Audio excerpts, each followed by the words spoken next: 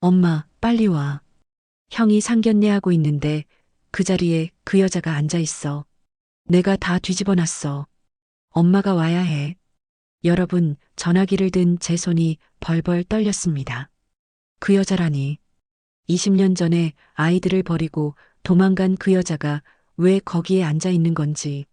작은 아들의 목소리는 떨리면서도 단단했어요. 마치 전쟁을 치르고 난 사람처럼. 저는 옷도 제대로 못 갈아입은 채로 택시에 올라탔습니다. 빨리요. 빨리 좀 가주세요. 제발이요. 기사님이 백미러로 저를 힐끗 보시더니 속도를 올려주셨어요. 차 안에서 심장이 입 밖으로 튀어나올 것 같았어요. 작은 아들이 보내준 주소를 보는데 손가락이 떨려서 화면을 제대로 누를 수가 없더라고요. 머릿속이 하얘졌습니다. 그 여자가 왜 거기에 있는 거지? 내 자리에? 남편은 알고 있었던 건가? 큰아들이 불렀나? 온갖 생각이 뒤엉켜서 미칠 것 같았어요. 한 20분쯤 달렸을까요? 식당 앞에 도착하니 안에서 사람들이 우르르 나오고 있었습니다. 한눈에 봐도 결혼을 앞둔 양가 어른들 같은 분들이 얼굴이 벌겋게 달아올라 있었고 큰아들은 입구 옆에서 멍하니 서 있었어요. 남편은 고개를 푹 숙인 채 아무 말도 못하고 있었고요. 작은 아들이 저를 보자마자 달려와서 꼭 안겼습니다. 엄마, 미안해. 더 빨리 알렸어야 했는데. 이게 대체 어떻게 된 일인지. 작은 아들의 등을 토닥이면서도 저는 큰아들과 남편을 번갈아 쳐다볼 수밖에 없었어요. 두 사람 다 제 눈을 피했습니다. 그 순간 알았어요. 이 두 사람이 나를 속이고 있었구나. 대체 어쩌다 이 지경까지 왔는지 처음부터 이야기해 보겠습니다. 저는 한 가지 큰 결함을 안고 태어난 여자였어요. 아이를 가질 수 없는 몸. 이 사실을 알게 된 건 첫 번째 결혼을 하고 나서였습니다.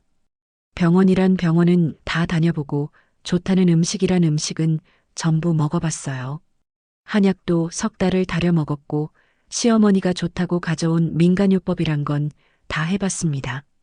그래도 소용이 없었어요. 2년 동안 결혼 생활을 하면서 매달 한 번씩 찾아오는 실망이 저를 갉아먹었습니다. 병원에서 또 안 됐다는 이야기를 들을 때마다 시댁 식구들의 한숨 소리가 점점 커졌어요.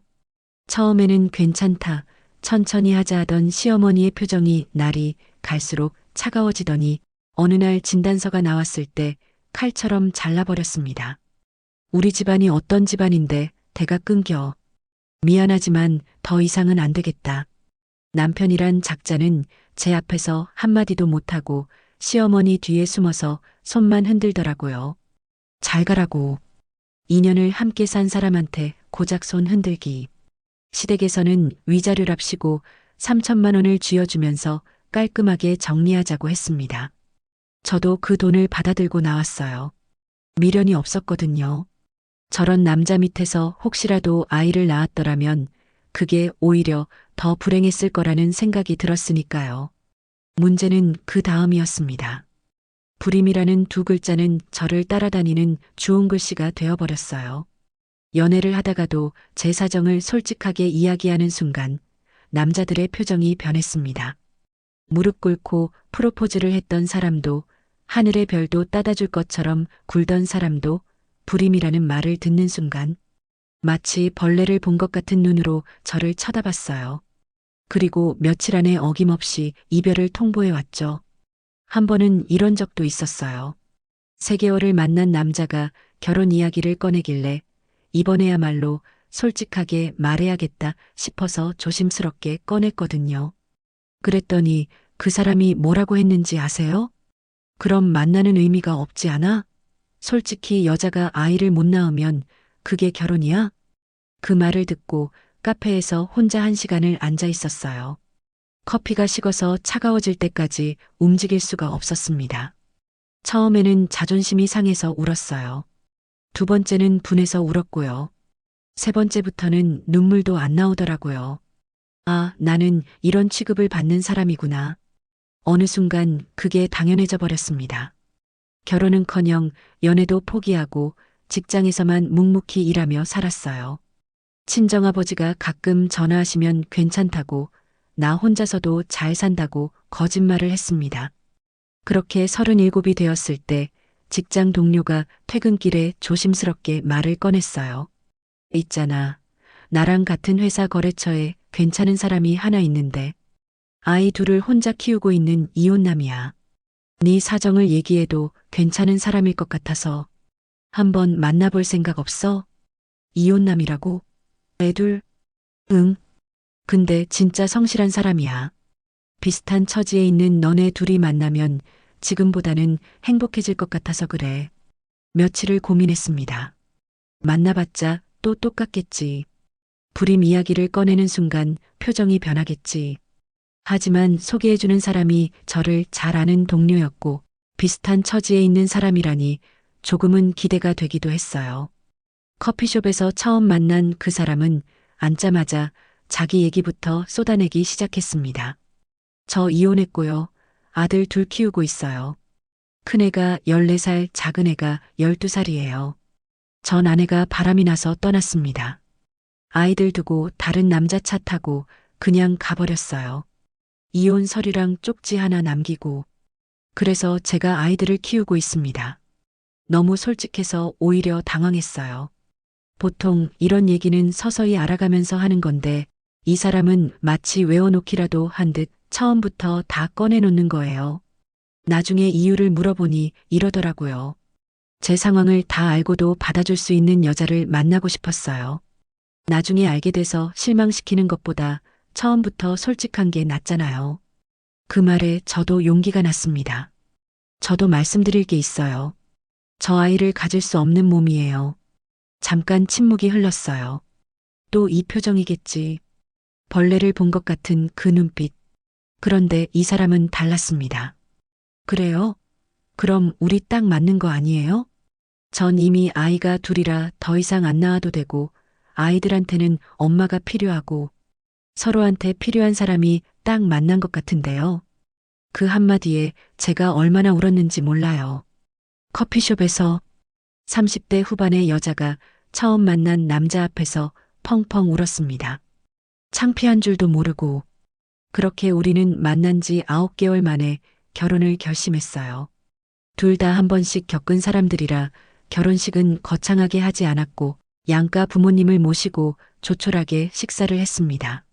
친정아버지는 제 손을 잡으시며 이번에는 행복하거라 하셨고 시어머니는 우리 아들이 한 선택 믿어보겠다며 눈시울을 붉히셨어요. 신혼집은 남편이 살던 집 그대로. 특별히 예물을 하거나 집을 새로 구할 필요도 없었어요. 남편이 미안해하길래 제가 먼저 말했습니다. 그런 거 다 필요 없어요. 집이 중요한 게 아니라 그 안에 사는 사람들이 중요한 거잖아요. 저는 이 집에서 진짜 가족이 되고 싶어요. 남편은 그 말에 한참을 아무 말 못하다가 고맙다는 말만 겨우 했어요. 저는 그 대신 이 집에서 진짜 엄마가 되겠다는 각오를 단단히 하고 문을 열었습니다. 아이들을 처음 본 날 저는 아직도 그 장면을 잊지 못합니다. 남편이 거실에 아이들을 앉혀놓고 말했어요. 얘들아, 아빠가 소개시켜줄 분이 있어. 앞으로 같이 살 건데 이분을 엄마라고 불러. 그 말이 끝나기가 무섭게 큰아이가 벌떡 일어나더니 소리를 질렀습니다. 저리 가. 우리 엄마 아니야. 저리 가란 말이야. 아빠, 왜 이런 사람을 데려오는 건데? 우리 엄마 다시 올 수도 있잖아. 14살. 한창 예민한 나이의 아이가 저를 향해 눈을 부라리며 소리를 지르는데 작은 아이도 형 뒤에 숨어서 경계하는 눈으로 저를 쳐다보고 있었습니다. 남편이 큰아이의 팔을 잡으며 야단을 치려 했어요. 야, 어른한테 그게 무슨 버릇이야. 당장 사과해. 저는 남편의 팔을 잡고 말렸습니다. 괜찮아요. 당연한 거예요. 천천히 하면 돼요. 오늘은 여기까지만 해요. 저였어도 그랬을 거예요. 어느 날 갑자기 낯선 아줌마가 나타나서 엄마라고 부르라고 하면 그게 받아들여지겠어요? 특히 큰아이는 아직 친엄마를 잊지 못한 게 분명했어요. 언젠가 엄마가 다시 돌아올 거라고 믿고 있는 눈빛이었거든요. 그 꿈을 제가 깨뜨린 셈이니 미워할 수밖에요. 그래서 저는 기다리기로 했습니다. 얼마가 걸리든 아이들이 먼저 마음을 열 때까지 매일 새벽 5시에 일어나서 교복을 다렸어요. 다리미 위에 교복을 펼칠 때마다 오늘은 아이들이 감사합니다. 한마디라도 해주면 좋겠다 싶었습니다. 도시락 반찬은 아이들이 질리지 않게 매일 바꿔서 만들었고, 그러려면 시장을 2번씩 가야 할 때도 있었어요. 큰아이가 소불고기를 좋아한다는 걸 남편한테 들었는데 간을 딱 맞추는데 석 달이 걸렸습니다. 매번 해줄 때마다 반응을 살폈는데 어느 날 한번 이건 좀 먹을 만한 애라고 혼잣말처럼 중얼거리는 걸 듣고 얼마나 기뻤는지 몰라요. 작은 아이는 계란말이에 치즈를 넣어주면 도시락을 다 비워왔고 빈 도시락통을 싱크대에 올려놓으면서 아주 작은 목소리로 잘 먹었습니다 하고 지나가곤 했어요. 그래도 아이들은 한동안 저를 엄마라고 부르지 않았습니다. 아빠 앞에서는 어쩌다 한번 엄마라고 했지만 저랑 있을 때는 아줌마, 저기요, 심지어는 아예 호칭 없이 밥이요, 수건이요, 이런 식이었어요. 한 번은 큰아이 친구들이 집에 놀러 온 적이 있었어요. 제가 과일을 깎아서 가져다 줬더니 친구가 물었거든요. 야, 이분 누구야? 엄마야? 큰아이가 뭐라고 했는지 아세요? 아니, 집에서 일하는 아줌마. 친구들 앞에서 그 소리를 듣는데 웃으면서 많이 먹으라고 하고 나왔지만 부엌에서 혼자 입술을 깨물었습니다. 또 한 번은 작은아이 학부모 상담에 갔을 때 담임 선생님이 어머니시죠? 라고 하셔서 네라고 대답을 했어요. 그런데 상담이 끝나고 집에 왔더니 작은아이가 말하더라고요. 선생님한테 엄마라고 했어요? 우리 엄마 아닌데 왜 엄마라고 하는 거예요? 그 말을 듣고도 화를 내지 않았어요. 알았어. 다음부터는 보호자라고 할게. 미안해. 그렇게 대답하는 게 고작이었습니다. 속상하지 않았냐고요? 거짓말이죠. 속상하지 않았다고 하면. 밤마다 이불을 뒤집어 쓰고 울었어요. 남편한테도 말을 안 했어요. 말해봤자 남편이 아이들한테 화를 낼 테고 그러면 아이들은 더 마음의 문을 닫을 게 뻔했으니까요. 근데 아침이 되면 또 다림질을 해야 하니까, 도시락을 싸야 하니까 울 시간이 없었습니다. 그렇게 1년이 흘렀을까요? 큰아이가 고등학교에 입학하면서 점점 거칠어지기 시작했어요. 학교에서도 문제를 일으킨다는 연락이 오기 시작했고 집에서도 짜증을 달고 살았습니다. 작은아이한테 괜히 시비를 걸기도 하고 밥을 먹다가도 갑자기 숟가락을 던지고 방으로 들어가 버리기도 했어요. 사춘기려니 하고 넘기려 했는데 어느 날 사건이 터졌어요. 밤 11시가 넘어서 현관문이 벌컥 열리더니 큰아이가 비틀거리며 들어왔습니다. 술 냄새가 진동을 했어요. 고등학생이 술을 먹고 들어온 것도 기가 찼는데 거실에서 숙제를 하고 있던 작은아이를 보자마자 시비를 걸기 시작하는 겁니다. 야, 뭘 봐. 뭘 쳐다보냐고. 그러면서 작은아이를 밀치고 책상 위의 책들을 바닥에 쓸어버리고 의자를 발로 차고 작은아이가 맞으면서도 소리를 안 지르고 웅크리고 있는 모습에 저는 더 이상 참을 수가 없었습니다. 저는 달려가서 큰아이의 어깨를 세게 잡았어요. 두 손으로 어깨를 움켜쥐고 눈을 똑바로 마주봤습니다. 지금까지 한 번도 이렇게 한 적이 없었거든요. 항상 부드럽게, 항상 기다려주는 쪽이었으니까. 그런 제가 처음으로 목소리를 높였어요. 지금 뭐 하는 거야? 동생한테 왜 이래? 그랬더니 큰아이 눈이 휘둥그레지더니 갑자기 제 손을 뿌리치며 소리를 지르는 겁니다. 당신이 뭔데? 당신이 뭔데 나한테 소리를 질러? 당신도 어차피 떠날 거잖아. 다 똑같아. 다 결국엔 떠난다고. 저는 그 말을 듣는 순간 화가 아니라 가슴이 찢어지는 것 같았어요. 이 아이는 화가 난 게 아니었습니다. 무서웠던 거예요. 또 버림받을까봐. 엄마라고 불렀다가 또 떠나면 어떡하나. 그래서 차라리 밀어내는 쪽을 택한 거였어요. 큰아이는 소리를 지르다가 갑자기 무릎이 꺾이면서 주저앉았습니다. 그리고 오열을 하기 시작했어요. 15살 남자아이가 바닥에 쭈그리고 앉아서 어린아이처럼 우는 모습을 보는데 가슴에 못이 박히는 것 같더라고요. 저는 아무 말 없이 큰아이를 안았어요. 축 늘어진 몸이 떨리고 있었습니다. 한참을 그렇게 안고 있었어요. 엄마가 미안해. 엄마는 안 떠나. 약속할게. 우리 이제부터 잘 지내보자. 응? 큰아이가 제 등에 팔을 감았어요. 처음이었습니다. 이 아이가 저를 안아준 건, 그리고 겨우겨우 숨이 넘어갈 듯한 목소리로 한마디를 했어요. 엄마. 진심이 담긴 엄마를 처음 들은 날이었습니다. 저는 그 한마디에 3년을 버틴 보람을 느꼈고, 이제야 진짜 엄마가 된 것 같았어요. 작은 아이도 옆에서 코를 훌쩍이며 우리 셋을 보고 있었고, 그날 밤 우리는 거실 바닥에 나란히 앉아 새벽까지 이야기를 나눴습니다. 이제 다 잘 될 거라고 생각했어요. 진심으로 그렇게 믿었습니다. 큰아이는 그날 이후로 확실히 달라졌어요.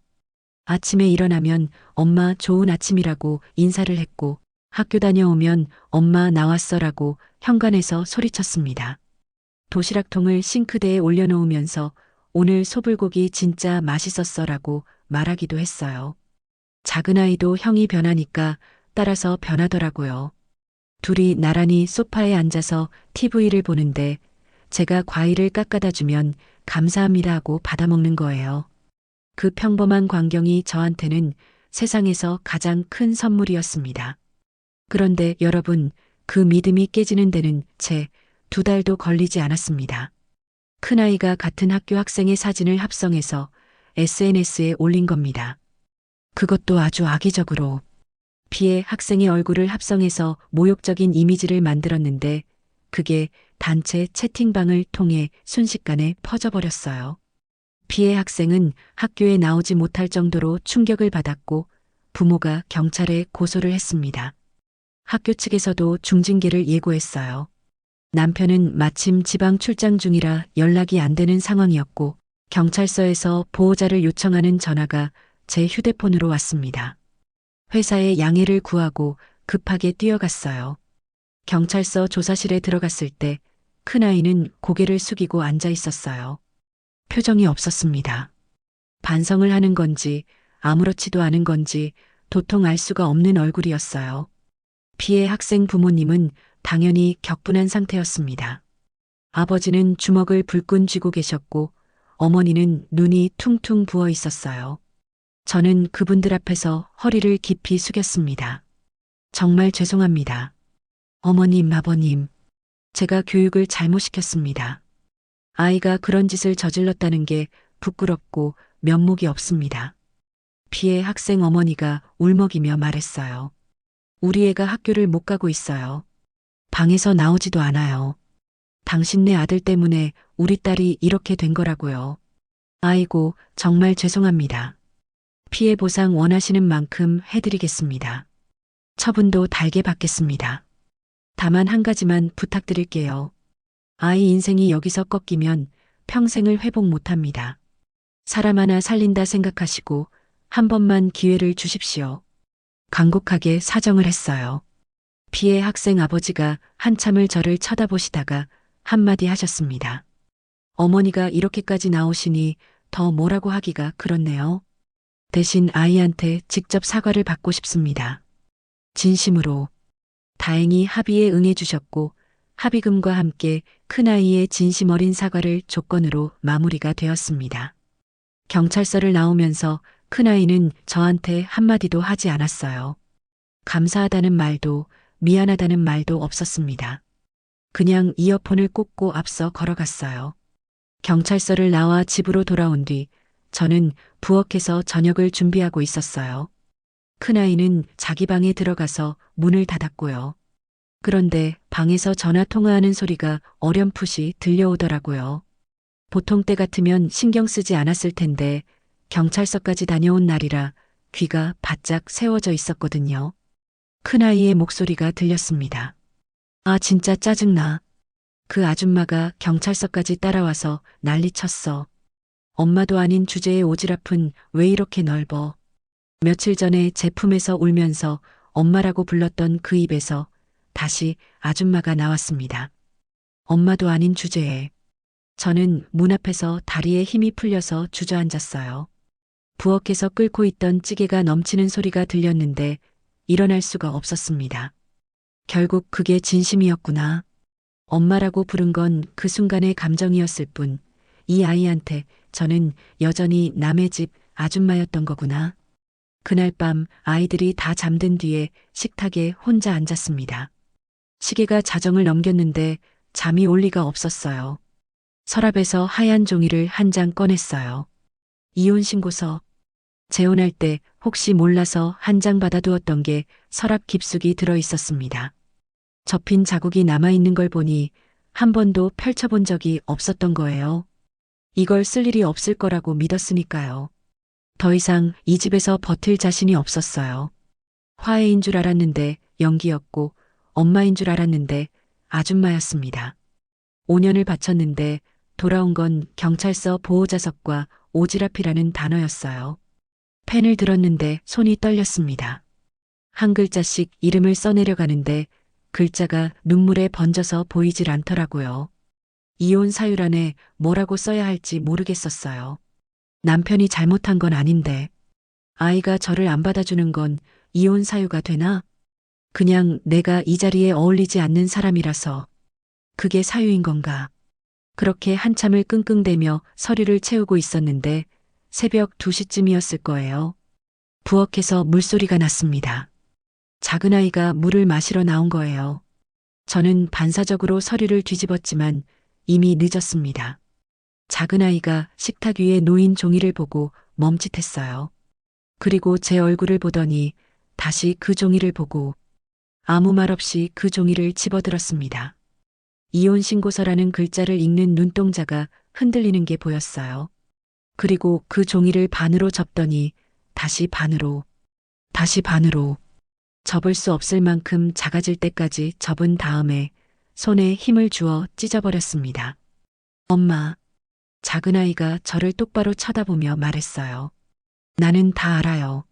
엄마가 새벽마다 우리 교복 다림질하는 거, 형이 아프다고 하면 밤새 이마에 손 대보는 거, 도시락 반찬 맨날 바꿔주려고 시장 2번씩 가는 거, 형이 소불고기 좋아한다고 간 맞추느라 3달을 연습한 거. 작은 아이의 눈에서 눈물이 뚝뚝 떨어졌습니다. 그게 가짜면 세상에 진짜가 어딨어요. 엄마가 가짜 엄마면 진짜 엄마가 뭔데요? 낳기만 하고 버리는 게 진짜예요? 매일 옆에서 밥 해주고 아프면 병원 데려가고 밤새 걱정해주는 게 가짜예요? 저는 아무 말도 할 수가 없었어요. 엄마, 이거 다시 쓰지 마요. 제발. 작은 아이가 찢어진 종이 조각을 쓰레기통에 넣으며 말했습니다. 형은 형이고 나는 나예요. 형이 뭐라고 하든 나는 엄마가 우리 엄마인 거 알아요. 제발 가지 마요. 저는 식탁에 엎드려서 울었어요. 소리가 날까봐 입을 틀어막고 울었는데 작은 아이가 옆에 와서 제 등을 토닥토닥 두드려 주더라고요. 37에 이 집에 들어와서 5년 만에 처음으로 진심으로 엄마라는 자리를 인정받는 순간이었습니다. 그 밤 이후 저는 찢어진 이혼 신고서 대신 다시 앞치마를 묶었어요. 이 아이 하나만 보고 버티자. 이 아이가 있으니까 나는 이 집의 엄마야. 작은 아이가 찢어버린 종이 조각들은 쓰레기통 안에서 조용히 뒤섞여 있었지만 그 순간의 기억은 오래도록 제 가슴에 남았습니다. 낳지 않았어도 엄마인 거 맞아. 이 아이가 그걸 증명해줬으니까. 그렇게 저는 다시 새벽 5시에 일어나 다림질을 했고 도시락을 쌌고 아이들을 학교에 보냈습니다. 큰아이가 여전히 뒤에서 아줌마라고 부르든 말든 저는 이 자리를 지키기로 했어요. 작은아이가 준 그 한마디의 힘으로. 여러분, 여기까지 들으시면서 마음이 답답하셨죠? 앞으로 펼쳐질 이야기는 이보다 훨씬 더 충격적입니다. 20년을 바쳤던 가족에게 제가 어떤 대접을 받게 되는지, 그리고 어떤 진실이 숨겨져 있었는지 끝까지 들어주세요. 이 이야기에 빠져들고 계시다면 구독과 좋아요 한 번만 눌러주세요. 여러분의 작은 응원이 더 좋은 이야기를 만드는 큰 힘이 됩니다. 이어지는 이야기 지금 바로 계속됩니다. 그렇게 세월이 흘렀습니다. 삐그덕거리면서도 어떻게든 굴러가는 게 가정이더라고요. 큰아이는 대학을 졸업하고 취업까지 했고 작은아이도 대학에 다니며 아르바이트를 병행하고 있었어요. 저는 두 아이를 다 키웠다는 안도감에 이제야 좀 숨을 돌릴 수 있겠다 싶었습니다. 20년 가까이 새벽마다 도시락을 싸고 교복을 다리고 학부모 상담에 다니고 불임인 제가 가슴으로 낳은 아이들을 여기까지 키워냈다는 게 스스로 대견하기도 했어요. 그런데 기대와 달리 큰아이에게서 이상한 연락이 오기 시작했습니다. 엄마, 나 이번 달 오피스텔 월세 낼 돈이 없어요. 좀 보내줄 수 있어요? 큰아이는 취업 후 몇 개월 만에 독립을 했는데 갑자기 월세를 못 낸다니. 분명 적지 않은 월급을 받는 애가 왜 돈이 없는 건지 이상했지만 한 번쯤은 그럴 수 있다 싶어서 보내줬어요. 그런데 이게 한 번으로 끝나질 않았습니다. 엄마, 카드값이 300만 원 넘게 밀렸어요. 좀 갚아주세요. 엄마, 전세 보증금 올려달래요. 500만 원만 보태주세요. 안 그러면 쫓겨나요. 엄마, 월세 석 달 밀렸는데 내용 증명이 왔어요. 이러다 진짜 소송 들어온대요. 빨리 좀 해결해줘요. 부탁이 아니라 명령이었어요. 이상한 건 작은아이는 아르바이트비로 생활비를 보태면서도 단 한 번도 돈을 달라고 한 적이 없다는 거였습니다. 돈을 버는 큰아이가 왜 매달 빈손인 건지, 도대체 월급을 어디에 쓰는 건지, 처음 몇 번은 남편과 상의해서 도와줬어요. 중고차도 사줬고 카드값도 대신 내줬습니다. 하지만 손을 벌리는 횟수가 점점 늘어나고 금액도 점점 커지자 더 이상은 안 되겠다 싶었어요. 이제 더는 안 돼. 내가 돈을 벌잖아. 부모한테 용돈은 못 주더라도 내 밥벌이는 내가 해야지. 언제까지 부모한테 손 벌릴 거야. 그랬더니 큰아이가 뭐라고 했는지 아세요? 아, 진짜 치사하게 그 정도도 못 해줘요? 엄마라는 사람이 언제는 엄마라고 불러주기만 하면 뭐든지 해준다면서요. 역시 거짓말이었지. 적반하장으로 화를 내는 큰아이를 보면서 저는 마음을 독하게 먹었습니다. 앞으로 10원짜리 하나도 줄 생각 마라. 그 말을 하고 나니 한동안은 연락이 뜸해지더라고요. 이제야 정신을 차렸나 싶었습니다. 그런데 그 무렵 작은아이가 이상한 말을 했어요. 엄마, 나 형한테 들은 건데. 형이 누군가한테 매달 돈을 보내고 있는 것 같아. 뭐? 누구한테? 그건 모르겠어. 근데 전화 통화하는 걸 우연히 들었는데, 네, 이번 달도 보냈어요. 걱정 마세요라고 하더라고. 도대체 누구한테 돈을 보내고 있는 건지. 그때는 궁금하기만 하고 답을 알 수 없었습니다. 그리고 설상가상으로 남편한테 큰 문제가 생겼어요. 남편이 오래 다니던 회사를 나와서 동업자와 함께 가게를 차린 거였습니다. 남편은 원래 신중한 사람이었는데 동업자가 워낙 자신만만하게 사업 계획을 들고 와서 넘어갔대요. 저도 처음에는 걱정이 됐지만 남편이 너무 간절하게 이야기하길래 응원해주기로 했어요. 여보, 나도 나이가 있으니까 이번 기회에 내 사업을 해보고 싶어. 평생 월급쟁이로 끝내기엔 아이들한테 해줄 수 있는 게 너무 적잖아. 그래, 당신이 하고 싶다면 해봐. 대신 무리하지는 마. 처음 반년은 괜찮았어요. 매출도 올랐고 남편도 의욕이 넘쳤죠. 퇴근하면 눈을 반짝이면서 오늘 매출이 얼마였다. 손님이 몇 명 왔다 하며 신이 나서 얘기하는 모습에 저도 덩달아 기분이 좋았습니다. 그런데 어느 날 남편이 새파랗게 질린 얼굴로 집에 돌아왔어요. 여보, 큰일 났어. 왜? 무슨 일이야? 동업자가 사라졌어. 공동통장에서 운영자금을 통째로 빼갔어. 전화도 안 받고 집에 가봤는데 이사를 간 것 같아. 운영자금 전부. 가게 임대료, 직원 급여, 재료비, 전부 그 통장에 있었어요. 한순간에 다 날아간 거예요. 남편은 하루아침에 빚더미에 앉게 되었고 가게도 유지할 수 없게 되었습니다. 여보, 미안해. 내가 사람을 잘못 봤어. 어떡하면 좋겠어. 남편이 거실 바닥에 앉아서 양손으로 얼굴을 감싸고 있었어요. 어깨가 들썩이고 있었습니다. 결혼하고 처음으로 남편이 우는 걸 봤어요. 화가 나면서도 불쌍했습니다. 하지만 이 순간에 무너지면 다 같이 무너져요. 저는 남편의 손을 잡았습니다. 우리가 가족이잖아. 같이 넘으면 돼. 내가 야근 늘리고 새벽에 다른 일도 알아볼게. 당신은 빚 정리부터 하고 다시 일자리를 찾아. 우리 해낼 수 있어. 그때부터 저는 낮에는 회사에서 일하고 새벽에는 편의점 아르바이트를 뛰었습니다. 잠을 4시간도 못 잤어요. 퇴근하고 집에 와서 저녁을 차리고 설거지를 하고 빨래를 돌린 다음에 새벽 2시에 편의점으로 출근.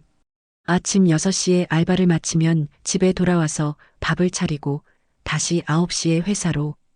이틀에 한 번은 현기증이 났지만 쓰러질 수 없었어요. 작은 아이도 아르바이트 시간을 늘려서 생활비를 보탰습니다. 엄마, 이거 이번 달 알바비야. 생활비에 보태. 하면서 봉투를 내밀더라고요. 대학생 아이가 알바비를 고스란히 가져다 주는데 고맙기도 하고 미안하기도 했어요. 반면 큰아이는 이 와중에도 전화를 해서 돈을 요구했습니다. 없다고 하니까 비웃듯이 한마디 하더라고요. 집안꼴이 이게 뭐야? 내가 왜 이런 집에서 태어나 가지고. 편의점에서 새벽 3시에 그 문자를 읽으면서 저는 진열대 사이에 쭈그리고 앉아 울었습니다. 이 아이를 위해 경찰서에서 무릎을 꿇었고 합의금을 물었고 이 나이에 새벽 알바를 뛰고 있는 건데 그래도 이 아이한테 나는 이런 집사람일 뿐인 건가. 그리고 바로 그 즈음 큰아이가 집으로 찾아왔습니다.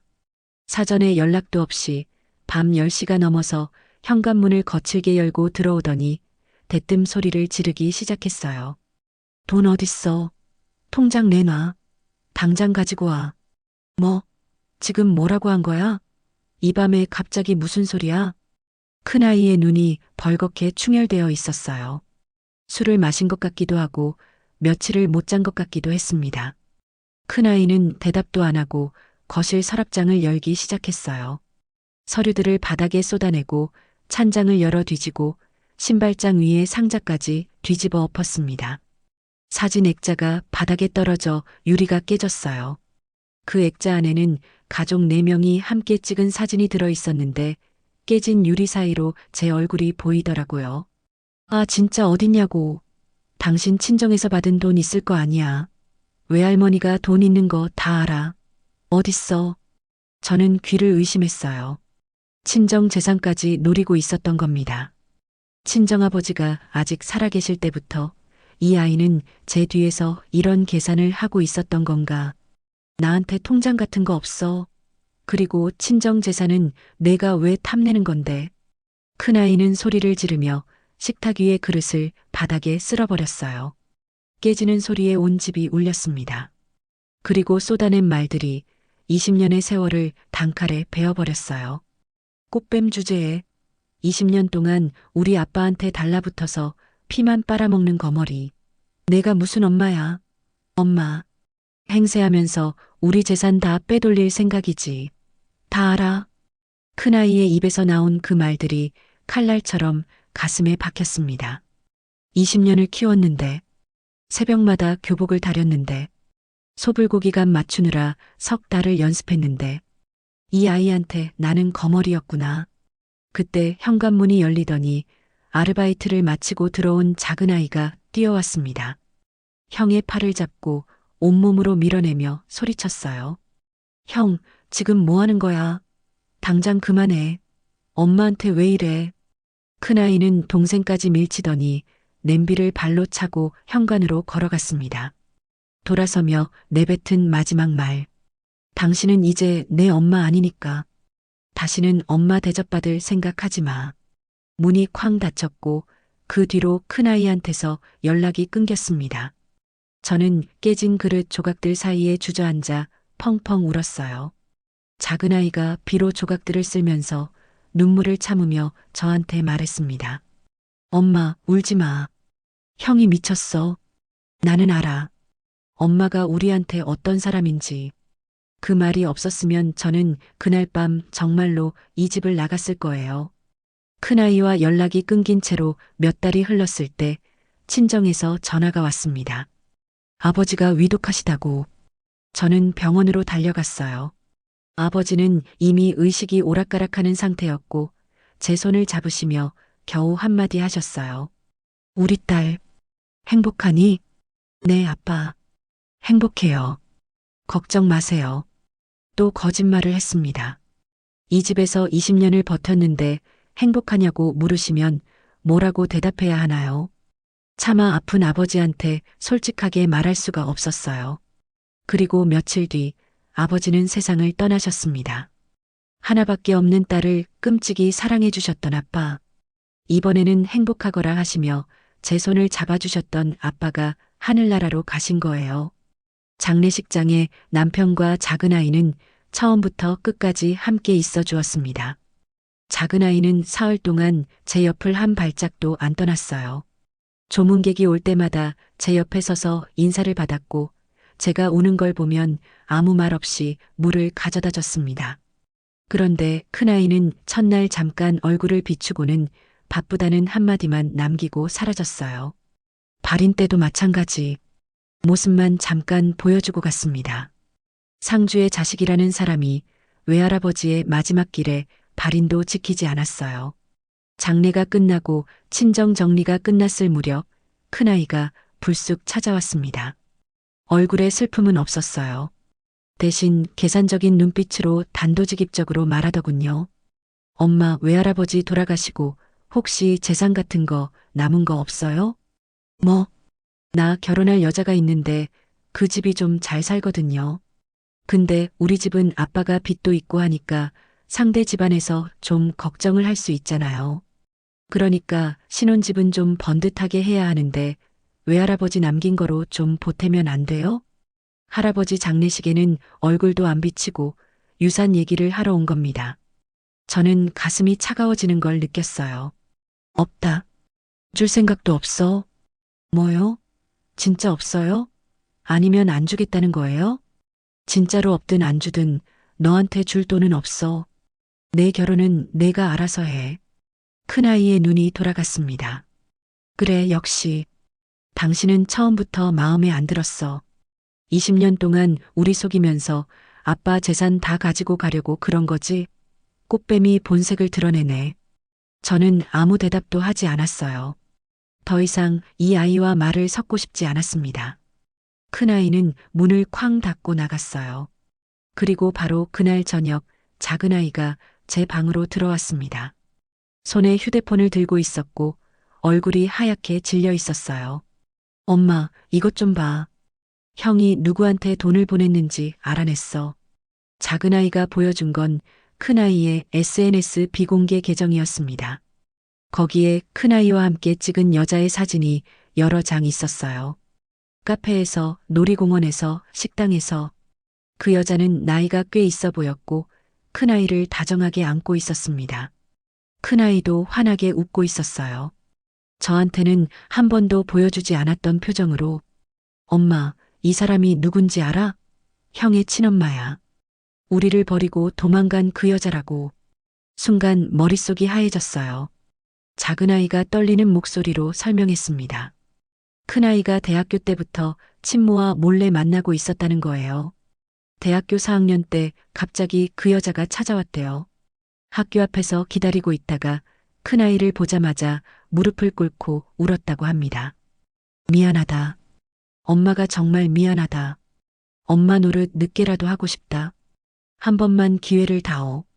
큰아이도 사춘기 때 잃어버린 친엄마가 돌아왔으니 마음이 흔들릴 수밖에 없었겠죠. 아무리 자기를 버린 사람이라도 엄마라는 단어에는 힘이 있으니까요. 저도 그 마음을 이해 못하는 건 아니에요. 그런데 몇 달이 지나면서 그 여자의 본색이 드러났습니다. 처음에는 밥 한 끼 사달라, 커피 한 잔 사달라, 이 정도였대요. 그러다가 생활이 힘들다며 한 달에 얼마씩만 보내달라고 하기 시작한 거예요. 금액이 점점 불어났고 큰아이 월급의 절반 이상이 매달 그 여자한테 흘러들어가고 있었어요. 큰아이가 저한테 카드값이 밀렸다. 전세금을 올려야 한다. 월세가 밀렸다고 했던 이유가 다 여기에 있었던 겁니다. 그것뿐이 아니었어요. 큰아이가 결혼한다고 하니까 그 여자가 더 큰 판을 벌렸습니다. 내가 돈을 불려줄게. 예식장 비용이랑 신혼집 자금을 내가 맡아서 관리해줄게. 엄마 믿어. 이러면서 큰아이한테 대출까지 받게 했어요. 큰아이 이름으로 받은 수천만 원의 대출금이 전부 그 여자 계좌로 넘어갔다고 합니다. 그리고 그 돈을 받자마자 연락이 끊겼대요. 전화도 안 받고 카톡도 읽지 않고 살던 집도 비워버리고 처음에 아이들을 버리고 도망갔을 때처럼 또 사라진 겁니다. 그리고 가장 충격적이었던 건 남편도 이 사실을 알고 있었다는 겁니다. 작은아이가 말했어요. 엄마, 아빠도 알고 있었어. 형이 아빠한테 울면서 사정했대. 친엄마한테 축복받으면서 결혼하고 싶다고. 아빠도 아들이 그렇게 우니까 마음이 약해져서 상견례에 그 여자를 부르는 걸 허락했다고. 저는 한참을 아무 말도 하지 못했습니다. 남편까지 누구보다 내 편이라고 믿었던 사람이 나를 속이고 그 여자 편을 든 거였어요. 내가 새벽 알바를 뛰면서 이 집안을 살리고 있을 때 그 뒤에서는 나를 빼놓고 이런 일을 꾸미고 있었던 겁니다. 그리고 얼마 뒤 큰아이의 상견례 날이 왔습니다. 작은아이가 형한테서 상견례에 와달라는 연락을 받고 갔어요. 이상하다고 생각했대요. 그동안 연락도 안 하던 형이 갑자기 상견례에 오라니. 하지만 그래도 형이니까 축하해 주러 간 거였죠.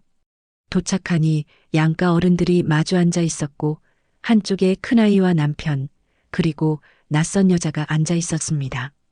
작은아이가 그 여자를 봤을 때 처음에는 누군지 몰랐대요. 그런데 가만히 보니 아주 희미하게 기억에 남아있는 얼굴이었다고. 12살 때 가방을 들고 다른 남자의 차를 타고 떠나던 뒷모습. 그 뒷모습의 주인이 지금 어머니 자리에 앉아서 사돈될 분들과 웃으며 인사를 하고 있었어요. 큰아이가 작은아이를 보자마자 옆으로 끌고 가서 귓속말을 했다고 합니다. 야, 자연스럽게 있어. 저분이 우리 진짜 엄마야. 괜히 분위기 깨지 마. 알겠지? 작은아이는 그 순간 피가 거꾸로 솟는 것 같았대요. 20년을 키워준 엄마를 빼놓고 자기들을 버린 여자를 엄마 자리에 앉혔다. 아빠까지 거기 앉아서 아무렇지 않은 표정을 짓고 있다. 하지만 작은아이는 바로 소리를 지르지 않았어요. 그게 이 아이의 성격이에요. 저를 닮은 건지 참을 때는 끝까지 참고 정확한 타이밍에 움직이는 아이. 침착하게 자리에 앉았고 사돈될 분들의 이야기를 들었습니다. 그러다가 사돈 아버지가 어머니께서 아들을 참 잘 키우셨습니다 하고 그 여자에게 인사를 하는 순간 작은아이가 조용히 입을 열었어요. 죄송합니다만 제가 한 말씀 드려도 될까요? 모두의 시선이 작은아이에게 쏠렸습니다. 제가 정확히 말씀드리겠습니다. 지금 어머니 자리에 앉아 계신 분은 저희 엄마가 아닙니다. 저희를 낳고 다른 남자와 바람이 나서 이혼 서류 한 장 남기고 도망간 사람입니다. 제가 12살 때 가방 들고 차 타고 떠나는 뒷모습을 직접 봤습니다. 상견례 자리가 얼어붙었어요. 큰아이가 다급하게 끼어들었습니다. 야, 지금 뭐 하는 거야? 그만해. 하지만 작은아이는 멈추지 않았어요. 주머니에서 휴대폰을 꺼내더니 사돈될 분들에게 사진을 보여줬습니다. 주인공이 새벽에 도시락을 만드는 모습, 큰아이 졸업식에서 눈물을 훔치는 모습, 작은아이 대학 합격날 가족이 함께 찍은 사진, 그리고 명절마다 차례상을 차리며 웃고 있는 가족 사진. 이분이 저희를 20년 동안 키워주신 진짜 엄마입니다. 새벽 5시에 일어나서 교복 다려주시고 도시락 반찬 매일 바꿔주시려고 시장을 2번씩 다니신 분이에요. 형이 경찰서에 불려갔을 때 대신 가서 무릎까지 꿇으신 분이에요. 저기 앉아있는 사람은 그런 거 단 하루도 해본 적 없는 사람입니다. 사돈될 분들의 표정이 굳어졌어요. 사돈 아버지가 큰아이를 쳐다보며 말했습니다. 자네, 이게 사실인가? 20년을 키워준 어머니를 두고 이런 자리에 다른 사람을 앉힌 건가? 큰아이는 아무 말도 하지 못했습니다. 남편도 고개를 숙인 채 얼굴을 들지 못했고요. 사돈 어머니가 자리에서 일어나며 단호하게 말씀하셨습니다. 이 결혼은 없던 걸로 하겠습니다. 부모도 몰라보는 사람한테 우리 딸을 맡길 수는 없어요. 그리고 딸의 손을 잡고 식당을 나가셨습니다.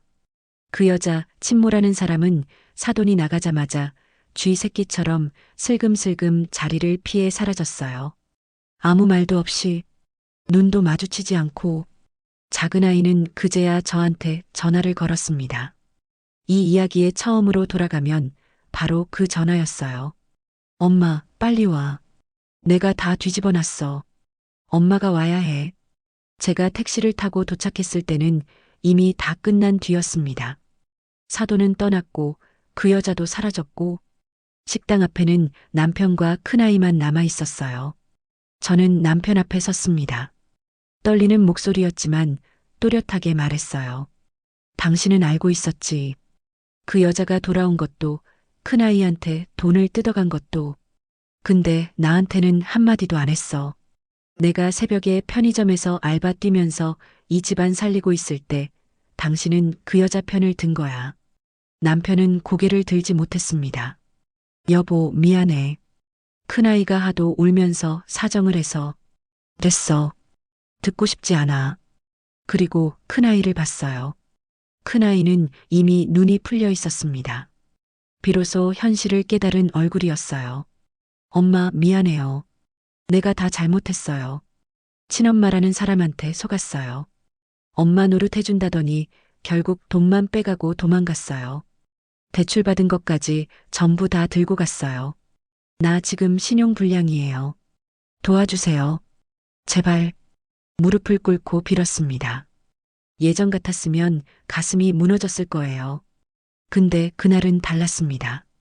이상하리만큼 차분했어요. 너한테 할 말이 있어. 저는 큰아이를 내려다보며 천천히 말했습니다. 나는 내가 결혼한다고 했을 때 아무리 미워도 내 아들이니까 신혼집 보태줄 돈을 모으고 있었어. 편의점 새벽 알바 뛴 거, 그 돈이 어디로 간 줄 알아?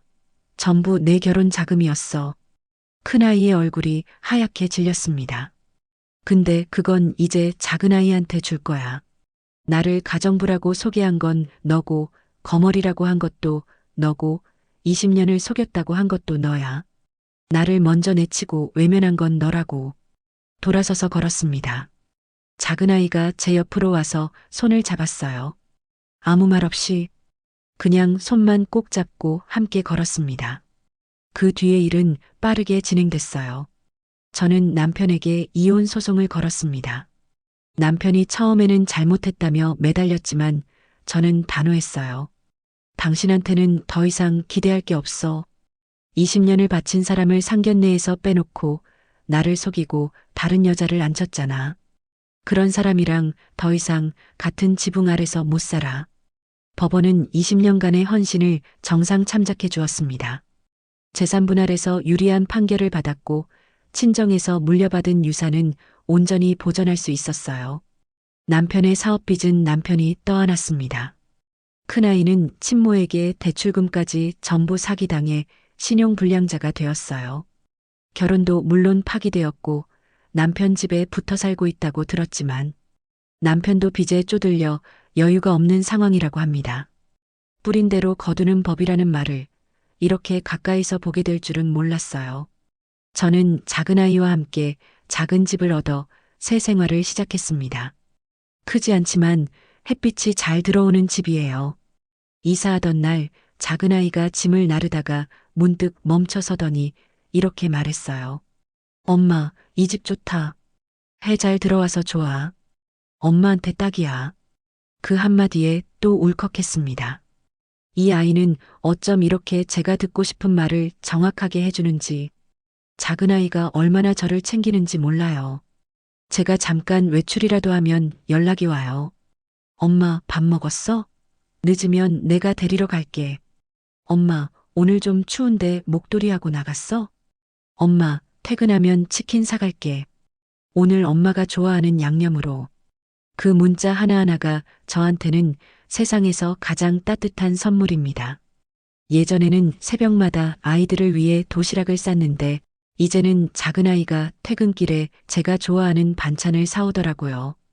20년을 주기만 했는데 이제야 돌려받고 있다는 느낌이었어요. 돌이켜보면 진짜 내 편인 사람은 처음부터 정해져 있었어요.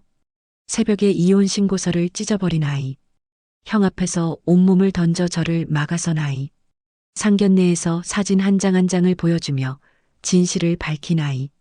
핏줄은 아니지만 가슴으로 낳은 아이가 결국 가슴으로 저를 안아주었습니다. 진짜 가족이란 피가 섞인 사람이 아니라 서로의 아픔을 알아주는 사람이더라고요. 낳아주고도 버리는 사람이 있고 낳지 않았어도 목숨처럼 지키는 사람이 있어요.